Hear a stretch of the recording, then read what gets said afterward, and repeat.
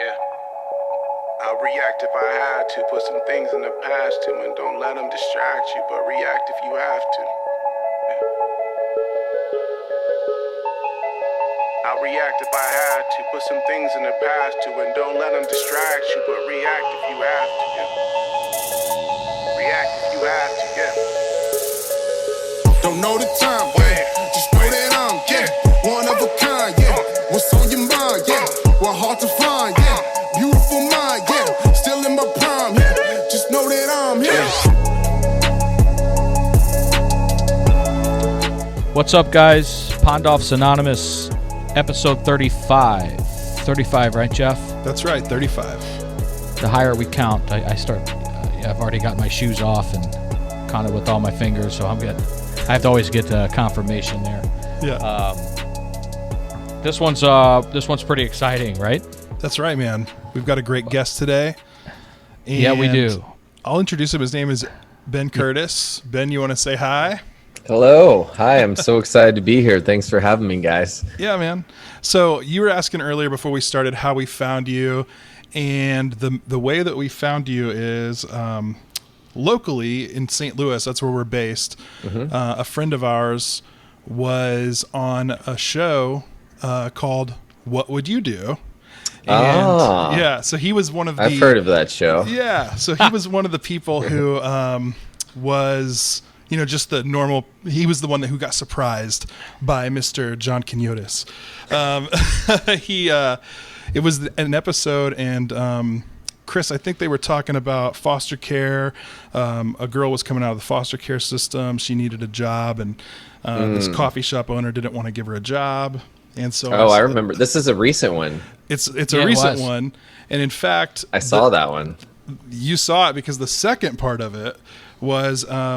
A man who was in recovery, going to a bar, and his wife was trying to pressure him to have a drink, and the actor was Ben Curtis. So I saw you on that one. They kind of said your background, that you are on a very famous commercial that stood out to me from my youth. The dude, you're getting Adele. This is you. That's right. Yep. And it was me. I said, my goodness. I remember that commercial, and there's several commercials. And so I'm like, I gotta watch those again. And it's so funny to go back and watch them with those humongous like PC towers and all that. But that was so for me. I'm like, well, this guy's like the biggest celebrity in the world, because for any millennial who remembers those commercials, It may even be before millennials, to be honest. Might be, yeah. I mean, maybe millennials, though. I'll give it to them. When they were like 10, 9, 10. Are you a millennial? Right. I'm technically a millennial. Oh, so wow. All right. On the older side, I'm 35, so I'm on the older side of millennials. Okay. But you'd remember because you were in college during that time. Yeah. My character even went to college. Yes. Nice. Towards the end. I gave a graduation speech on a real college campus. No way. Oh, man. Is that on YouTube somewhere? Because I'll have to look that up. I can't find it. It's got to be. It was one of my favorite ones. Yeah. Yeah, I guess it was called, I don't know, The Graduation. I did a lot of them, but that was one that really stood out. But you've also That was acted a mess that day, actually. Speaking of recovery, hitting bottom. We'll get there, but we'll get there for sure. You've also acted in a lot of different. Most recently, one of the things I've seen you in is an episode of The Marvelous Mrs. Maisel. You were in that. Yeah, I love which that is a show. great I was show. so excited to be on that. Yeah. I was trying to get my band on that because we do some music from some sort of like speakeasy kind of music and bluegrass killer. and folk, and That's awesome. and then I got the audition for this this old-timey folk singing cowboy, and that was like, it was right up my alley. It was so fun and cheeky, and that show's incredible, and everyone was so humble on it. Oh, that's awesome. That's what I was most impressed by.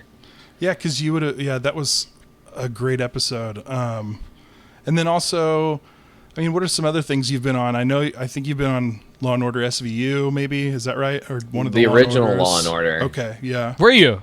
Yeah, I've seen them all. I got them. I mean, I record them. It's one of the last ones. I'm on there with Sam Waterston, and I am a veteran who has PTSD and was not taken care of when he came back from war, which was based on a headline from the news of real stuff happening. And he ended up having an outbreak and murdering a homeless man who also turned out to be a veteran who wasn't taken care of. And then what war did you come home from? I want to say Iraq. It was one of the last episodes of the last season. You might have been on last night. You guys. It's possible. I've started getting these fat residual checks. I mean, they've gone from $3 to like $7.50. How about that? Every 3 to 6 months, you know. Not quite the Bobby Bonilla contract, but it's close, right? Yeah. Hey, I mean, this was a solid 10 years ago, so. Yeah. I'm a musician too. Yeah, I'm a musician too, and I've written like one song that every now and then I get like a 15-cent check for. Hey. So, it's really cool.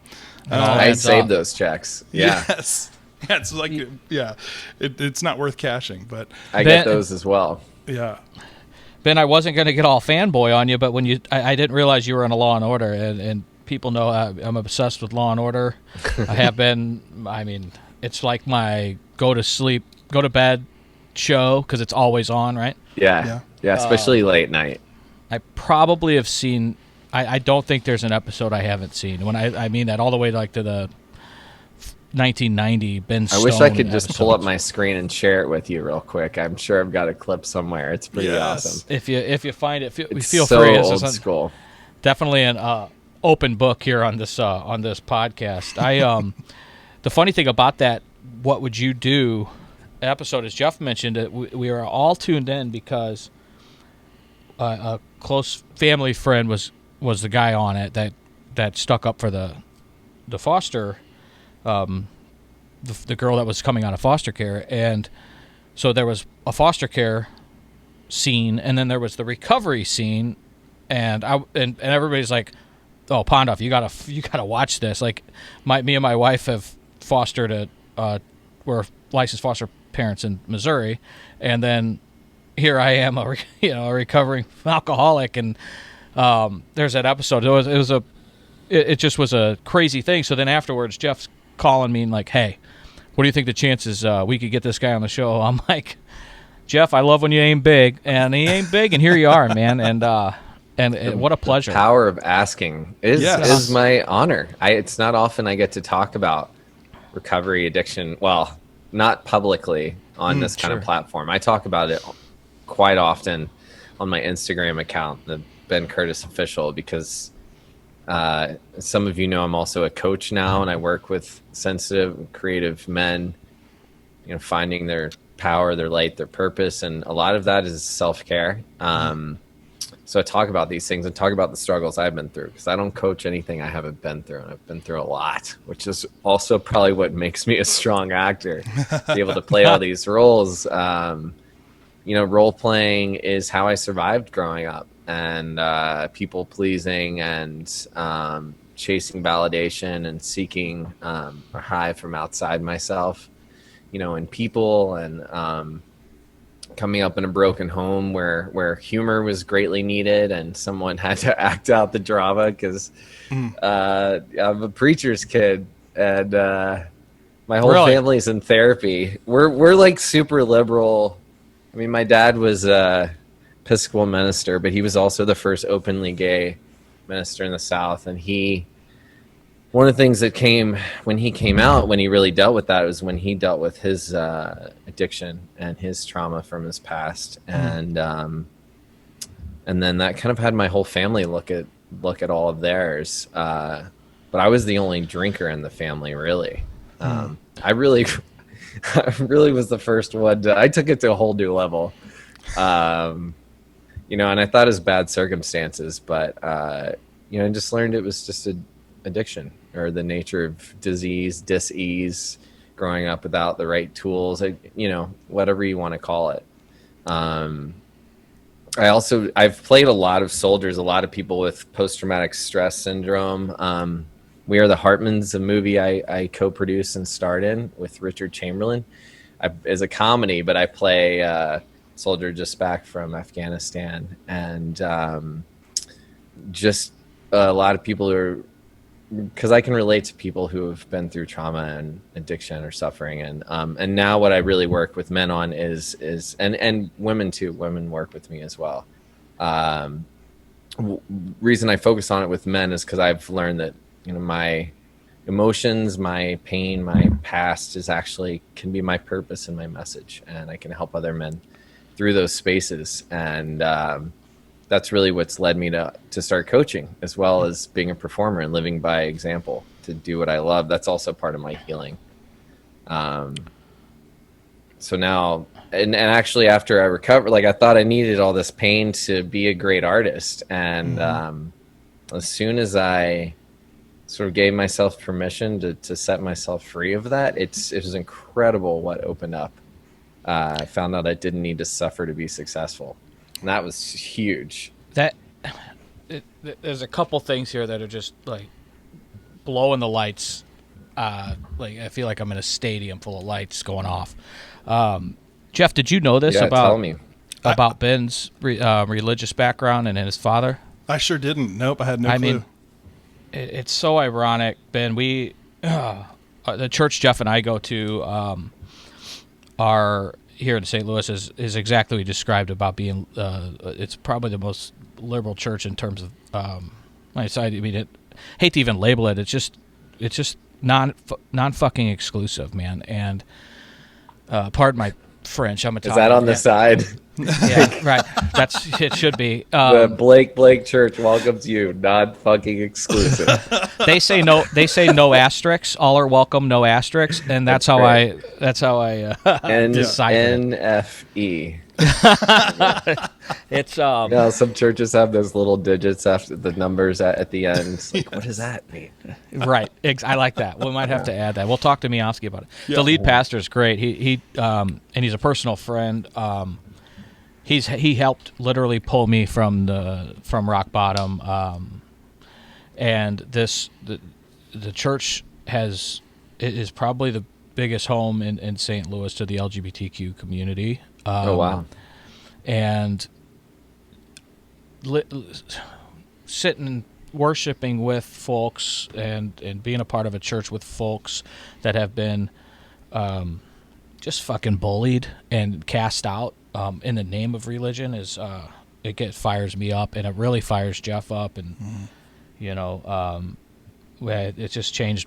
It's just amazing that you come from that, and we didn't even know, because you're ever in St. Louis, you check us out on a Sunday. You'll like the church. It's called The Gathering in St. Louis, and we have 3 sites spread out across the city, and it's amazing. In fact, I met my wife there, who is from L.A. She went to Pepperdine, which is a Church of Christ, and she worked there and really left there because of their asinine views on sexuality, and it's. And then, so she moves to St. Louis, of all places, to get her social work master's degree, and found that church, and that's how I met her. Why the fuck she's with me? I've said this on this podcast a million times. I don't know, but I'm not quite.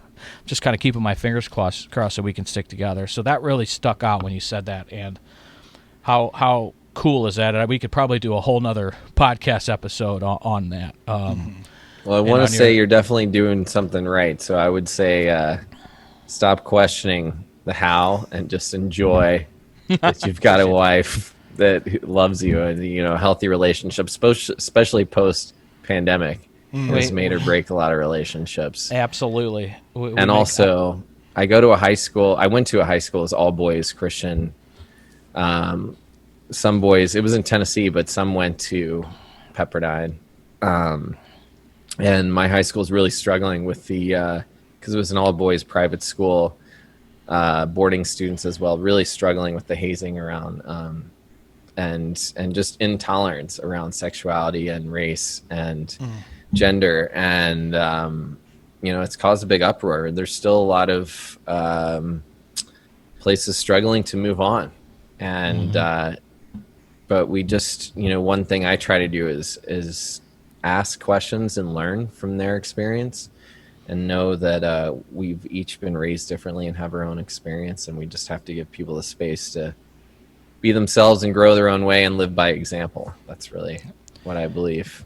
Amen to that. And I kid, we always call Jeff the liberal because he's a very outspoken liberal. It's like my dad too. My dad wore like cowboy boots or Birkenstocks while he was preaching, and like really proud of it. Nice. I voted for Clinton, right on the pulpit, okay. Well, the ironic thing of church and state, here we go. Yeah. Well, the ironic thing is Jeff here, the article he sent me on you to way back earlier this month when that show came out was from FoxNews.com, and I said, "Wow, Jeff's only article."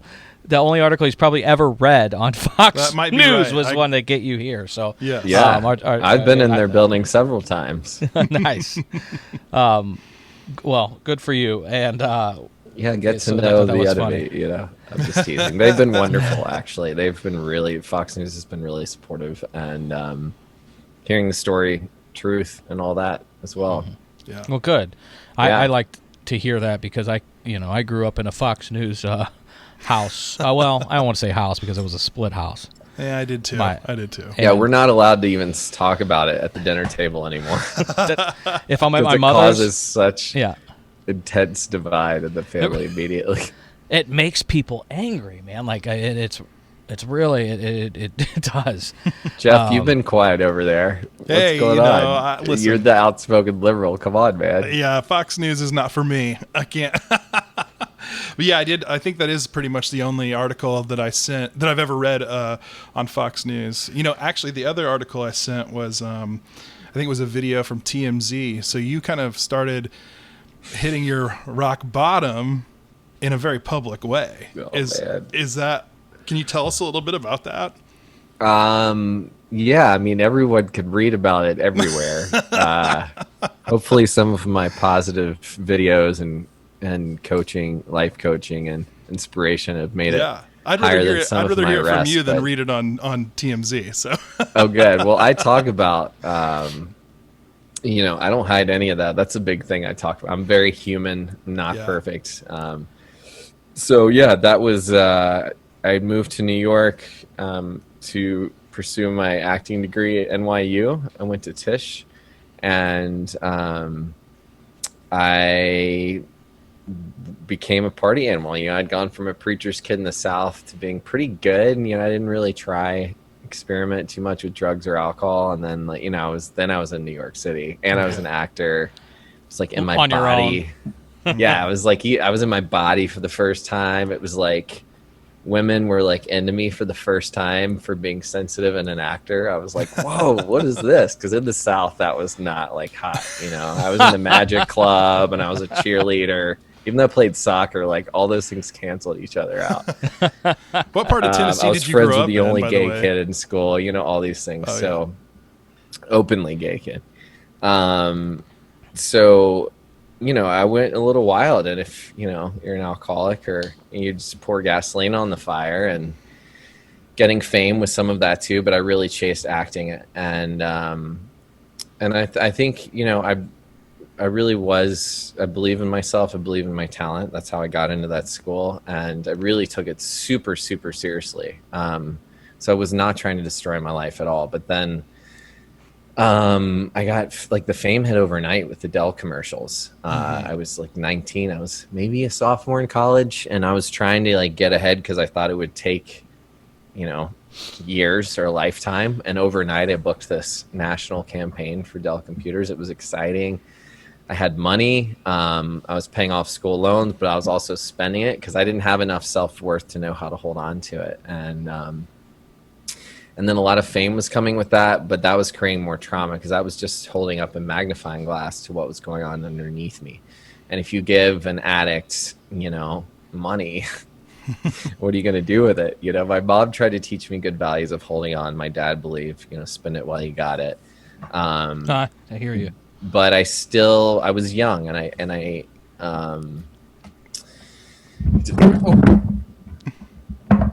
let's try that again. So I just didn't have the self-worth to really own it and use it and learn how to use it as a good energy. And I probably didn't believe I was worth it. And I definitely didn't think it was going to go away. So, once you get some status, you get you get a little title. And now I started to people used to give me marijuana, but I still would have to order it from delivery services. And so this back then, people would come on bikes or cars, and this was in New York City. So I was ordering delivery service of some weed for my friend's birthday, and we were also both dating women from Scotland at the time. So nice, because he took me to Scotland, so we both were wearing kilts, proper Scottish style, which means no knickers, nay knickers. And lo and wouldn't you know, guess what I got arrested in New York City? A freaking kilt with no underwear. Yeah, there's undercover cops following the delivery service, and I was the guy buying. And then they figured out who I was, and I got mocked in jail. I got let out early because the lawyers found me, and man, it was insane. And then everyone came out of the woodwork like, man, why didn't you tell me? I would have given you weed. My friend was bringing it on the way to the party, and my poor Scottish girlfriend was visiting, and it was traumatic. But one of my best friends, his father's a criminal defense attorney in Baltimore, so he knew to bring me some pants and underwear pronto. But that kilt actually kept me in a cell by myself for a little while, which was very nice Jesus. of the officers, even though they mocked me the entire time. Oh my God. Shit, it's the Dell, dude. It is the Dell. Where's the Dell now, buddy? I have a whole one-man show about, my freedom from suffering, freedom from addiction, freedom from self. And I have this great, where I'm in a jail cell, and I'm the only one who gives myself permission to actually let myself out at the end. And that's where I kind of see freedom from addiction. But I have this this police officer. I had a character that's that guy. It's like my Officer Krumke of the Dell days. I mean, this story is epic. I was handcuffed to a wheelchair in the psychiatric ward in Bellevue at some point. It was a long weekend, and not the only time I've been arrested. So my final one was a DUI. So yep, there goes the alcoholism I could hide from no further. Mm-hmm. Right. No one even knew about that one. That one was way worse, but it's interesting what makes the press. Right. I am now, sometimes you grow up, you're like, man, I want to make it. I want to make it. I am so fucking grateful that I didn't have that kind of spotlight on me through my trials and tribulations, if you say. That would be, it would be brutal. Yeah, I mean, that's why you see all these celebrities just crumble, because you're watching them have fame and money for the first time, but it doesn't mean that they're fixed. It just means that they're good at what they do. And so you add those extra pressures, and it's brutal. You saw, for those of you who were alive back then, Britney Spears shave her head and crumble, and even Dave Chappelle had kind of a meltdown, and so many celebrities who you see die from overdose and addiction after being sober for years. By the way, I'm going to have 8 years in September without alcohol, so that's congratulations, big thing coming up. Ben, that's huge. I want to ask a couple questions. Ask away. Yeah, we're just talking. This is great. I hope I'm just kind of rambling, No, there's a southerner in me. We're well, that reminds me. Here's another story. This is a awesome rambling podcast, and I heard you say earlier about how you're coaching, and I want to get to that. I struggle with I've noticed this. I'm struggling with the coaching part. I've noticed you kind of recognize your own strengths and weaknesses. I'm stronger at meeting somebody at rock bottom and trying to help them get the help they need and deserve. And that sounds like a pretty good coach to me.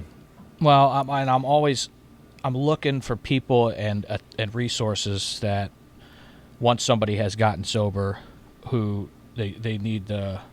I direct them to sponsors in the program, and which I don't do AA personally, but I've guest spoke at AAs, and I believe in it for people. It saved a lot. It saved a lot of lives. I think that's why I call it Pontiffs Anonymous. We try to be kind of a hybrid of that, where AA is all about anonymity, and I was telling somebody earlier today that sharing our stories. Every time we share our stories of recovery, at least one person, I would argue that multiple people, but at least one person finds hope in that story. And with the platform that you have, that's incredible. And that's why I'm doing this, is because we're trying to show people some hope and that the impossible is possible. And that's why we started this podcast, is because we believe in any way to get sober that works for somebody. But,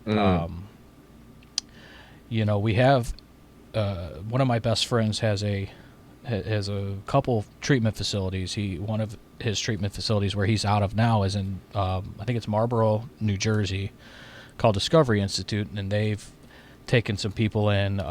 He now has a place in St. Louis. It's just, I find my strength in getting people, and sitting with people in their pit, and then post.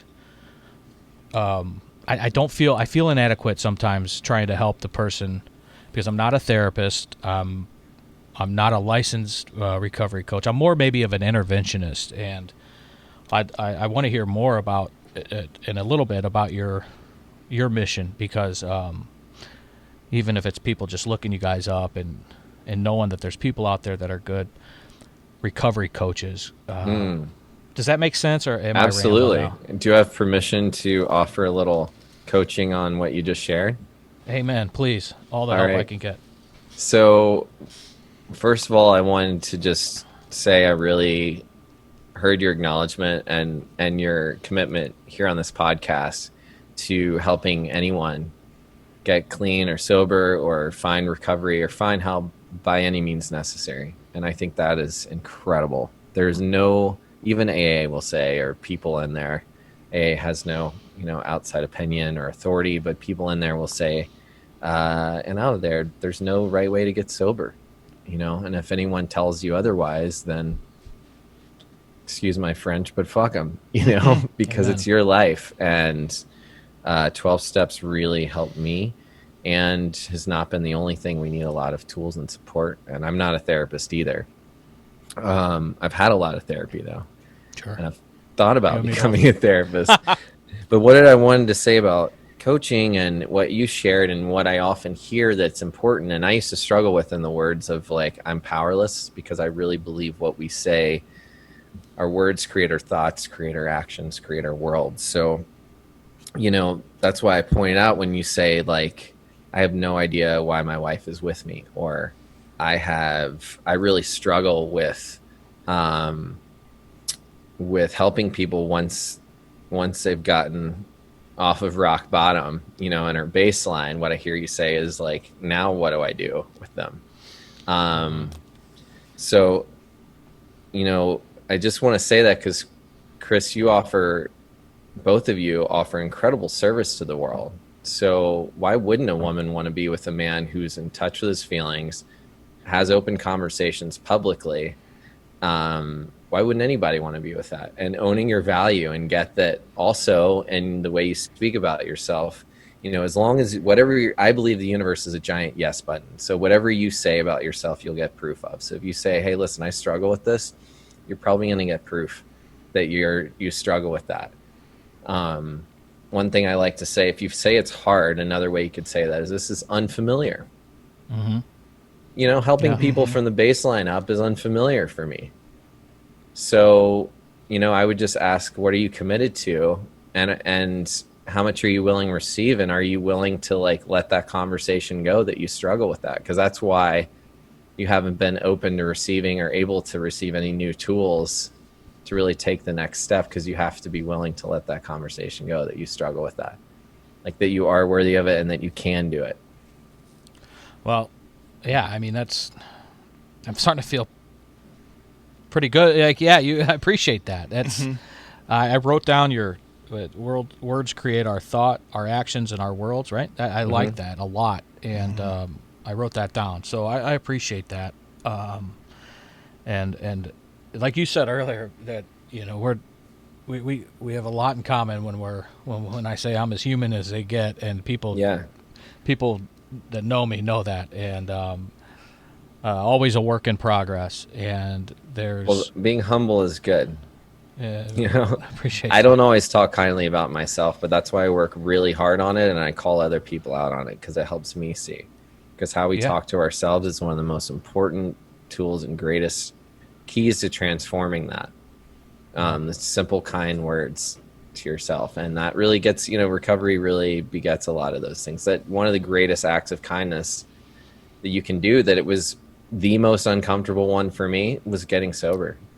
Like, stop putting poison in my body. That was probably the hardest thing I've ever done, because I was so not even addicted, but just dependent on, habitually ingrained, that track in a record that's just got that worn groove like that, was self-sabotage for me. Like, every time I started to do better, just like, I couldn't even receive a compliment when I was doing well. And, it's so easy for us to burn. And so what I really help men with and people with now is being kind to themselves, and also acknowledging that you already have everything you need inside of you. Sometimes a coach or mentor just helps bring it out.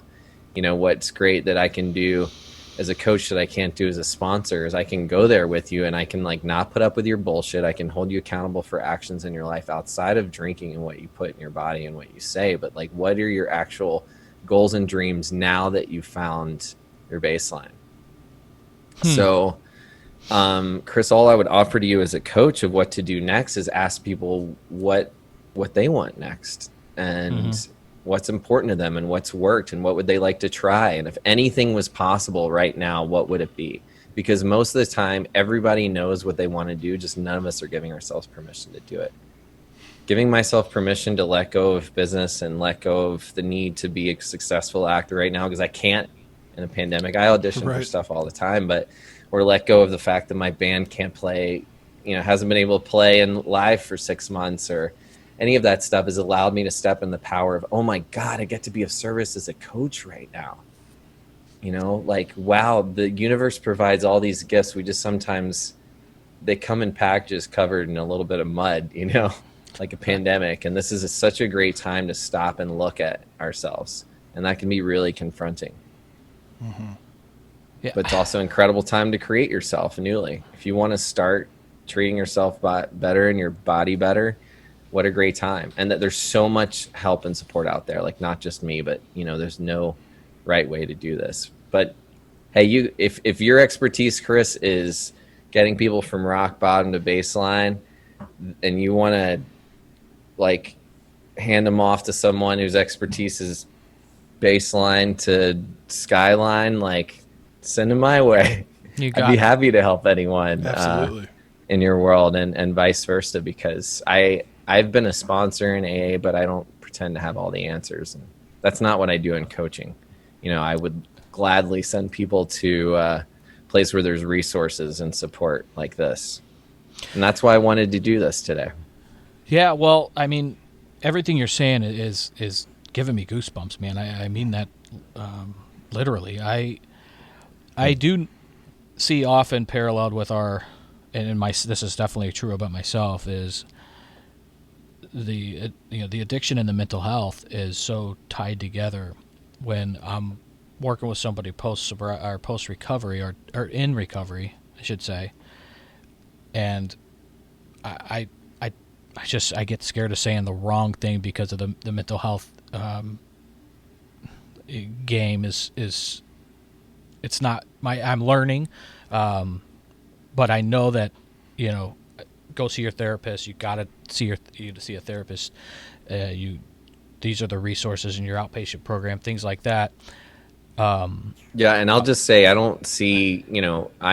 I've dealt with mental illness. I have a lot of it, and close to my family, and I don't see people who have a active mental illness who don't have support of a psychiatrist or psychologist or some kind of doctor to handle a medical condition, because we are not doctors, and everyone needs a team. You know, I have all of those things too. Actually, that's what I subscribe to completely. Is sometimes call it your own personal board of directors, right? You have a team of people that are really a group of no people, right? Of people that will tell you, hold you accountable, will tell you, this is fucked up. You're doing your behavior is not right. And on that team are people, whether it's, for instance, my pastor or therapist, and really my primary care physician. As much as my mother wants to be on that team, I try to keep her off it, but she always makes her way on it. And Jeff Allen, is he on that team?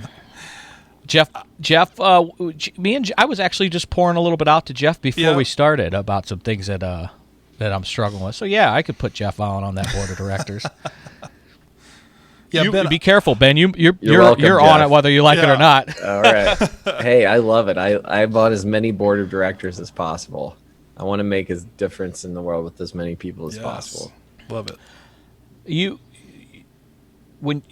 Let's go back a little bit to when you were using and drinking and you got that DUI. Was it a oh shit, I'm putting the bottle down? How did you transition? I wish it had been that easy. I'm really hard headed. I was a tough learner, man. I'd been arrested 3 times. That was the 3rd time. Or no, that was the 2nd. Oh my gosh, have I been arrested 4 times? No, I think that was this. It was because there was a bench warrant for it. Like I didn't handle it in time. Well, those don't count, right? And then I got taken it. Well, if you have to spend the night in jail, I think it counts. Absolutely. It's how we make excuses. Oh, that's not a big deal. That bench warrant. Yeah, exactly. When I had a sponsor, I was like, he was like, dude, your higher power has been screaming at you for years. Like, how many more messages do you need? I was like, well, I just thought I'm unlucky. He was like, I think the universe has been trying to give you a sign for a while. It's pretty obvious. So, what was the question again? Well, when did you decide that enough was enough? Yeah. Yeah, that was not it. It was like, even I'd caused my girlfriend, I broke so many hearts too. My girlfriend at the time, she was like waiting up for me that night, and we were already in an argument, and she didn't drink already, which was wild. Like I was dating people who didn't drink or who were daughters of alcoholics or who were alcoholics. And it just felt like more bad luck. And it was, I knew I'd had a problem. She had actually offered to take me to an AA meeting, but it was amazing when it was enough. I even took a month off with her, but that was, I smoked a lot of pot. I had a lot of non-alcoholic beer. But that was pretty cool. And I got a lot better during that time, but it didn't last. So I think honestly what it took was a spiritual bottom, an emotional bottom. Like losing everything, it still wasn't, it had ruined a relationship. It had jobs. I couldn't even keep a bartending job where I was allowed to drink. So it was, I think it was just this overwhelming anxiety this feeling of, I can't live with this feeling inside anymore. Like I have a lot of resilience for pain, but this internal pain, I couldn't take it anymore. And I just kept asking the universe. I kept praying to God, my understanding, for help. And my mom was like, well, just ask the universe. I was like, why am I fucking asking the universe? Nothing's happening. And then it dawned on me that this friend of mine who I bartended with, we also smoked pot together, but she was in AA. And so I didn't learn later that, it's helpful not to do either. But she still was the one that got me in a meeting. And there's just so much love there. And it was still confusing because I didn't think I was an alcoholic, but I definitely had a lot of unmanageability and a lot of powerlessness. So I lived with that denial and never fully sank in. But I definitely know I have an addictive personality, and it's mostly like I have just had that a really low self-esteem and learned a lot of codependency from my parents, and not been able to, and already had too many emotions. A lot of people were like, oh, I stopped drinking and I got my emotions back. I already had too many, I felt like, to begin with, which is why I did all this stuff. But it's like, it's about healing now and emotionally growing and helping others do the same. And just feeling like inside I'd had enough. And then the signs just started pouring out everywhere. Like I got caught selling weed, and my dad's roommate had this 25-year sobriety coin he gave me, and just hands, I think there were signs all along the way. It was just I had to be willing to get help, and getting sober seemed really extreme to me too. I was like, whoa, ever pot and alcohol? I don't know, guys. But my behavior was pretty extreme. But those are the people I rolled with. I knew people who were way worse than me. So it was just like inside, I couldn't live like it enough. But since getting into recovery, I've learned to love myself more than ever. I've learned to be of service more than ever. It's made me really humble, enjoy being of service more. And that has actually fed, my careers as an actor and musician, because the more it's not about me, the more I get to be of service in that way, like showing up. How can I serve this story? How can I heal people today through music? How can I provide a space of fun and dancing and laughter? And as a coach, it's how can I provide a space for trust and vulnerability and ultimate transparency and love, so that what's truly underneath that's waiting to come out can really be explored and grown and blossomed, stepping into our greatness. Because I believe, like the Marianne Williamson quote, it's our light, not our darkness, that most frightens us. Yeah. Wow. Yeah. Yeah. Ben, our stories are almost identical, minus the being on Law and Order and getting busted in a kilt. Yeah, and a kilt only. And did you smoke meth in L.A. and go up to the Hollywood side as well? I did not. I have almost got arrested there too. And I appreciate that. Meth is one thing, thank God, that I never discovered. But I did have coke delivered to me at John Gotti's restaurant, and nice. Did some with in the basement. And I hope that sounds familiar. Was that in New York? I think I knew those guys. Absolutely, yeah, right. Forget about it. The New York thing too. I have family in. Maybe that's where I recognize you. Maybe it was in one of those basements was somewhere. Right. Yeah, you might have been holding the mirror. Family grew up in Staten Island, and now I have my one cousin who went to NYU as well, is in Brooklyn, and my two other cousins are in, three. Amanda's going to be pissed I said that, but all in Manhattan now. She went to FIT, I believe. But I've spent a lot of time in the Big Apple, and I still love it. Looking forward to the next time I can get out there to visit. It's great recovery there. I mean, it's you can party 24 hours a day, but you can also get sober 24 hours a day there. Right. It's pretty awesome. I mean, the hardcore, the sober parties I've been to have been crazy. These people are like, are you sure they're not on drugs? Right. That's funny. Because they're all the old rock stars, Next time I'm in the city, you're gonna have to point me to. I'll have to check that out. I did New Year's Eve, Halloween, the big ones. Those are like the serious sober parties. Get some of those straight edge punk rock guys. They'll be pretty crazy. Right. Yeah. When I before it was right after my father died, and that's when the bottom fell out. And I got as low as I could.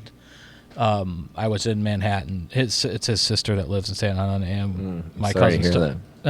I appreciate it. It's still a stinger 8 years later, but him and I are still close. We bitch at each other almost on a daily basis. But I was at a club and I was connecting with it. Was, I think, this girl. She had to be Jewish because she was making fun of she made fun of the New York City clubs that close at 6 a.m. because the ones in like Jerusalem and Israel, they go till, I mean, they're rolling their balls off till in the afternoon, I think, from the night before, an open club. So I was like, man, good thing I didn't grow up over there.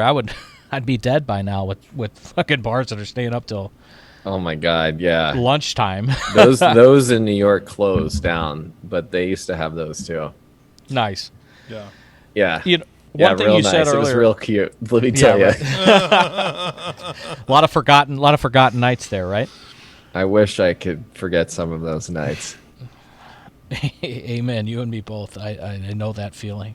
One thing you said at the very beginning of the show was about creativity and how there's no, because I used to write just for, it's always been fun for me, and whether I shared it with people or not was a different story. But I would write fucked up, drinking, listening to music, and the thought of being able to do that sober, to me, was an impossibility. And I heard you touch on that at the beginning Terrifying. of the show. Isn't it? Like it. But it's bullshit, right? Oh yeah, I mean, I did stand up in like my first 4 months of recovery. That was Wow. terrifying. Oh, man. For the woman, and the woman who came was my wife. I apparently invited her. I had some balls. I was really like, "Thanks, summer's amazing," but I was terrified. Yeah, it's pretty scary. It was never not scary though, come to think of it. And actually, I got to play. I was in an off-Broadway show 2 years ago. I was the lead in a show called The Crusade of Connor Stevens, and you can actually stream it online. But it was actually a gay son of a Southern Baptist minister from Texas, and he was an alcoholic. And so I played a pretty intense alcoholic and in a very messed up family. It was a very dark play. But why am I telling this story? Bryan Cranston produced it, and we were talking about nerves. Yeah. And, Okay. Getting to, and I actually lost two of my favorite people in my AA group at the time. Joey Boots, he was Howard Stern. And Baba then, Booey, Howard Stern's penis. yeah, Baba Booey. He was in recovery when he could be. Like, God bless him. He was the sweetest man. Yeah. And there's just a couple other people. Temi, this famous transgender woman who'd been a prisoner most of her life and a heroin addict. She was incredible. And then my best friend committed suicide, and that was all like before that play. And so it was just, I learned that I could get through anything sober and tell these stories and carry these people with me as like angels now. And I was still nervous, but I learned how to, again, turn my pain into my purpose and really use these experiences as gifts to guide me and to be of service, to tell stories from a place of service. Like you guys do this podcast from a place of service. I think that's so beautiful. And it hit a lot of people because of that. And so that's the cool thing that gets to happen is when you're actually I've done those plays, where I played alcoholics and I was drinking before them. And they went well too, but I was definitely not in control like I was when I was sober. And then when I was sober, I could play, so many more range of emotions because I could choose any of them. I could choose how intoxicated I played or not. And my emotional range and specificity got so good. And that's what's helped me hold space as a coach for men who want help now. Because I really live my dreams now. And I have fears every single day, but I don't let them hold me back. I have someone to hold me accountable so that I continue to take actions towards what I care about, which is what I think is really important. Like doing something creative, being of service. You don't have to be an artist, so to speak, to be creative. Even construction is a really creative job, but everybody has a creative mind where they can create their life. And so that's why I use that word creative, because we actually are way more control than we ever give ourselves acknowledgement for in life. You know, we have a lot of responsibility, which is what's so terrifying, because why would we want to take all of that? You know, it's way scarier to put yourself out there and go towards your goals and dreams because you have more to lose. So most of us are really comfortable at staying small and suffering and feeding our addictions and self-sabotage and being in pain and getting to complain, having something to complain about, you know, addicted to that too. The first path you spoke of is it is scary, but it's so fucking worth it. And it's amazing. Yeah. You grow, you learn, you empower yourself through the failures more than you do the successes. I believe that wholeheartedly. You know, we learned one time we talked about church a little bit from a faith aspect. I really believe that God, you know, made us all creators. Like, we're all able to create. It doesn't have to be, like you said, artistically. It could be writing. It could be just being creating relationship with people.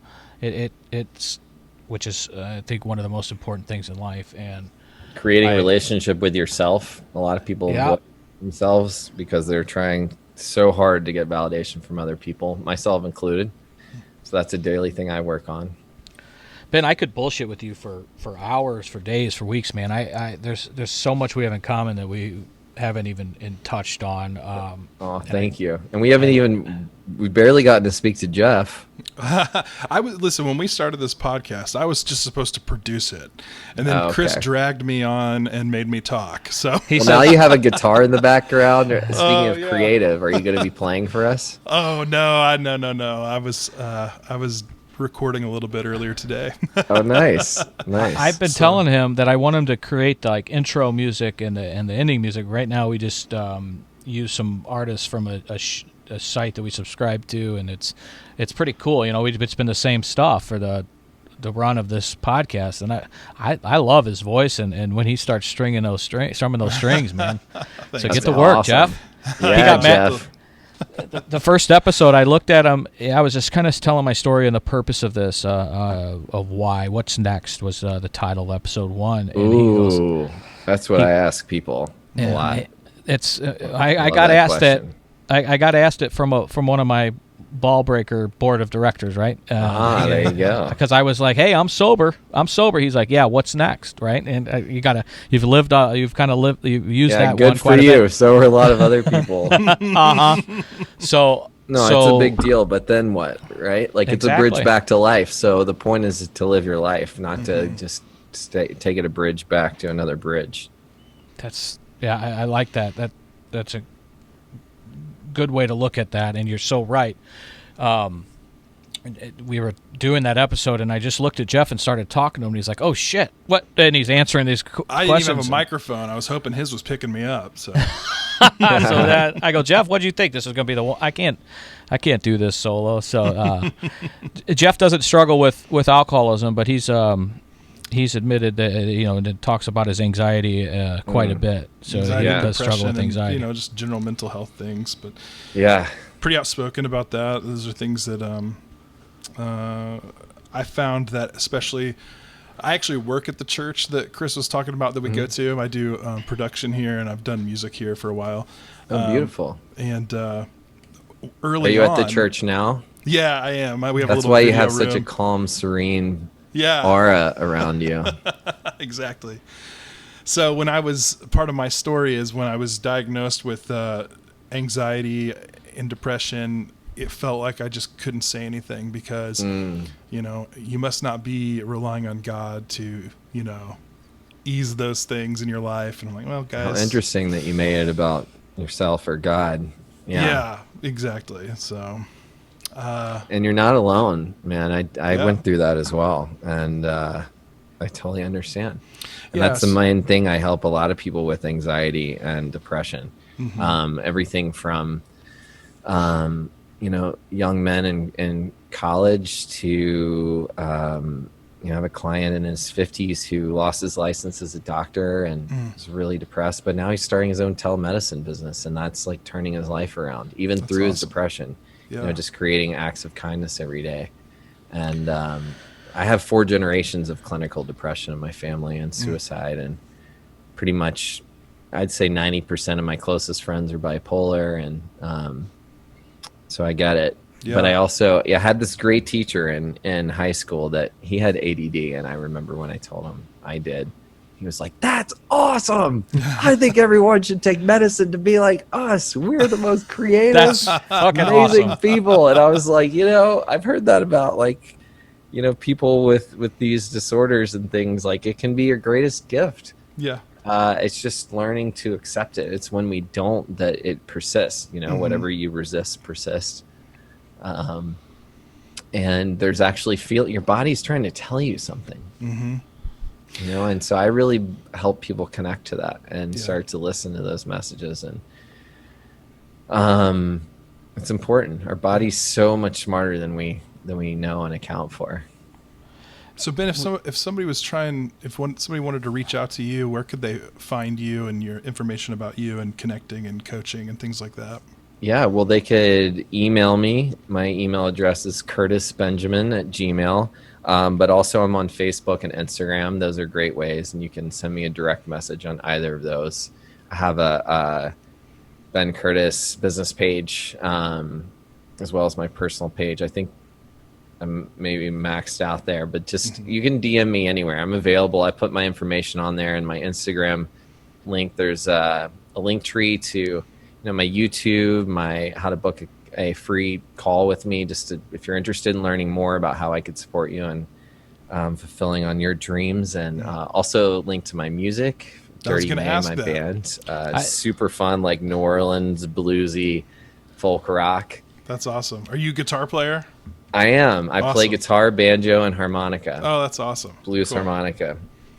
We're actually playing our first live show in Vermont this weekend since COVID. I'm really excited. Outdoors, safely, distanced. Yeah.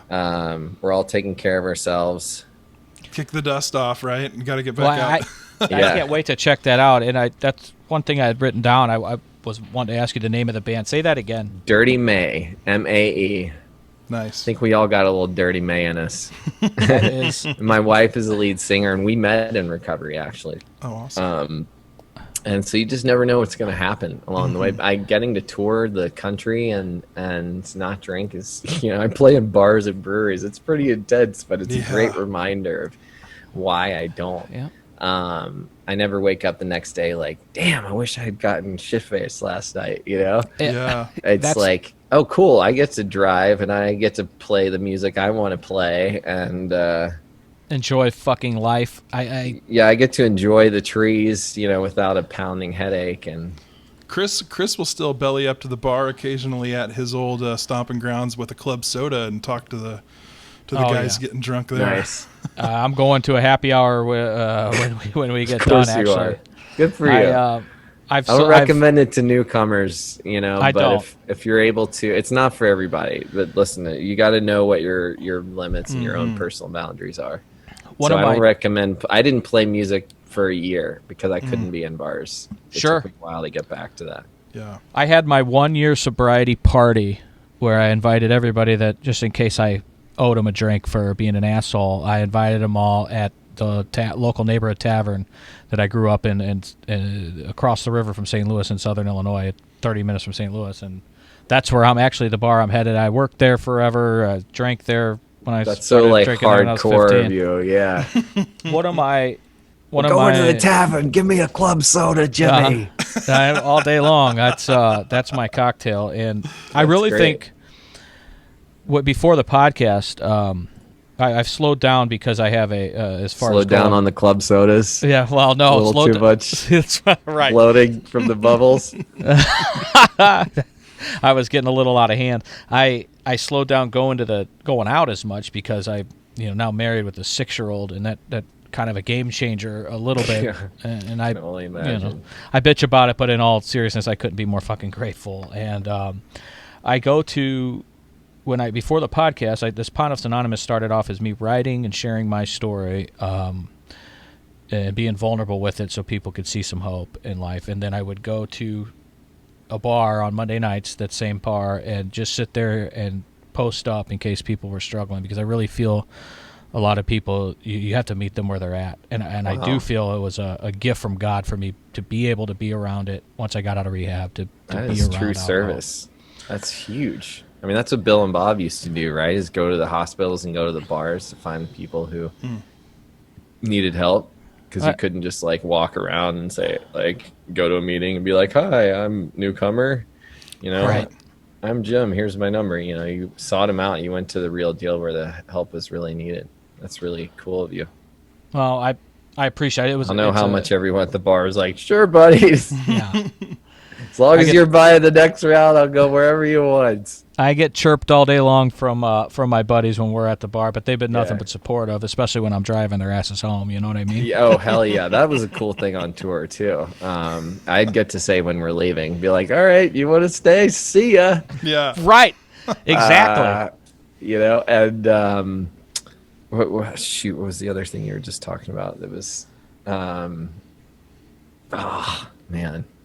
I had it. I lost it. Well, it was gold. It's gone. Just so you know, May was my great grandmother's name. Oh, Grandma May. So Mae. And That's beautiful. I won't forget your band name. Oh, cool. Thank you. And I didn't know her that well to know if she was dirty or not, but Was she a pond who off? knows? She was Dirty May is just about a sassy, like that kind of sassy wild side in all of us, and just embracing the dark as well as the light. And so we found a name that really encompassed our sound. Like May is this wholesome, beautiful, powerful woman, but she, the dirty side just gives her a little grit and sass. And we make her like I say her because she's really like gender neutral, but there's a little dirty May in all of us. And you hear all the different music because 3 of us write together. So there's a lot of different influences.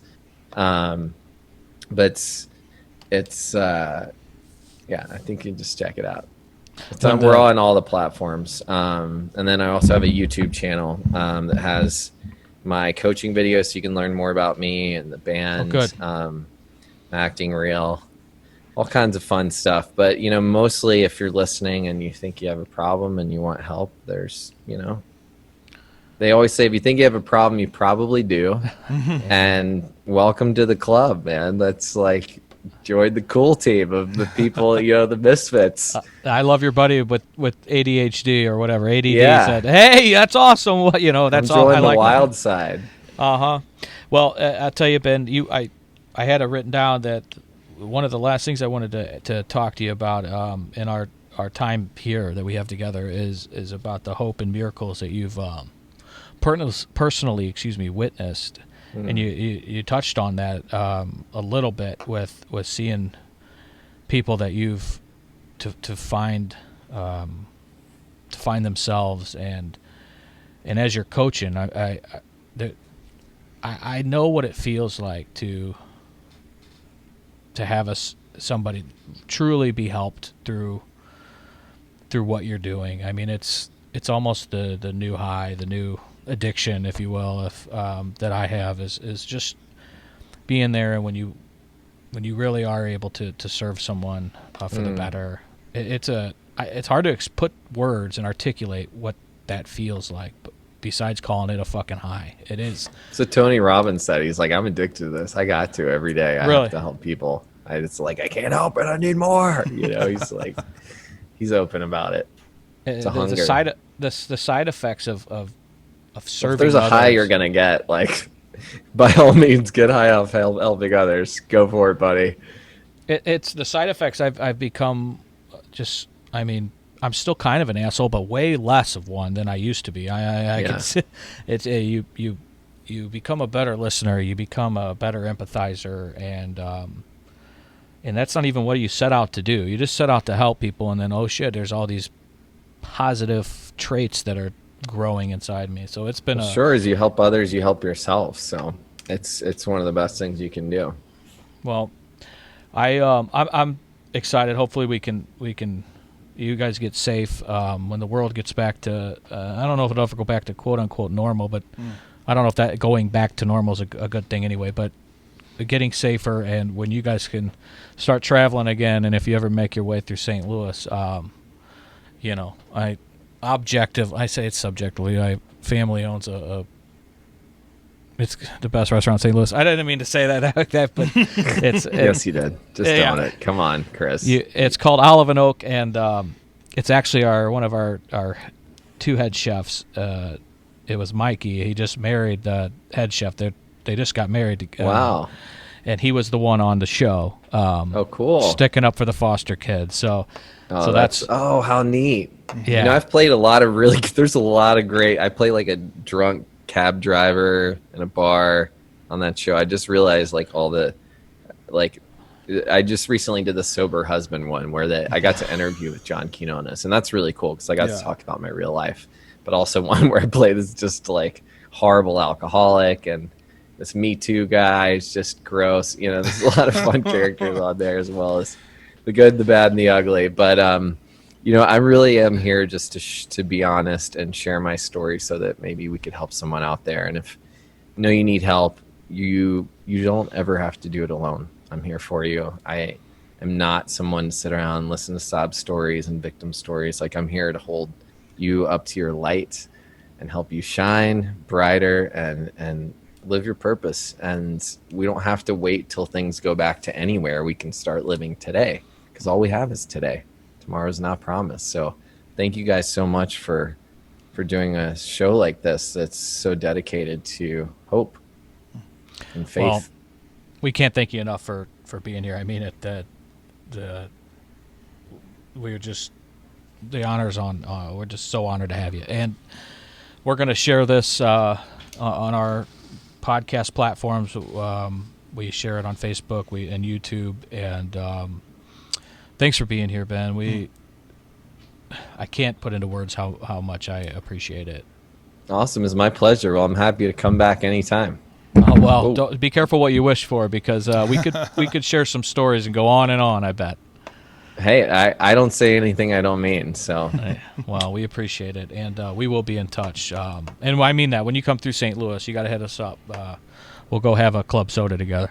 That sounds great. You too, Jeff. You're invited. Yeah, you and your sounds good. guitar. Well, you two can jam outside by the fire pit. I'll sit back and take it all in. That's right. There you go. All right, brother. Thanks a lot, Ben. You have a great afternoon, and God bless you, man. We can't say it enough how much we appreciate you, and looking forward to sending some folks your way to get better. Thank you so much. Oh yeah, and I just forgot to mention my Instagram handle is Ben Curtis Official. That's also my Facebook page, because I had to make an official. You know how it goes. You got to be Curtis 2020. Official. Yeah. Or hashtag Ben Believes. You can find my messages out there, because I believe in you, whether you believe it or not. There's no better way to end. Thanks, Ben. Thank you, Jeff and Chris. Sir. All right, everyone. And everyone listening. We will end on that wonderful note and incredible words of wisdom we've gotten from Ben today. We could be more grateful. Thanks, everyone. Let us pray. If you're struggling or know someone that is, please have them check out our podcast and reach out to Chris or me. We want to listen, and we're super eager to help. Pondoff's Anonymous is Chris Pondoff and produced by me, Jeff Allen. Our music is Anti-Hero by McCall and Gentle Waters by Wild Wonder. For more information, visit pondoffsanonymous.com. Find us on Facebook and Instagram.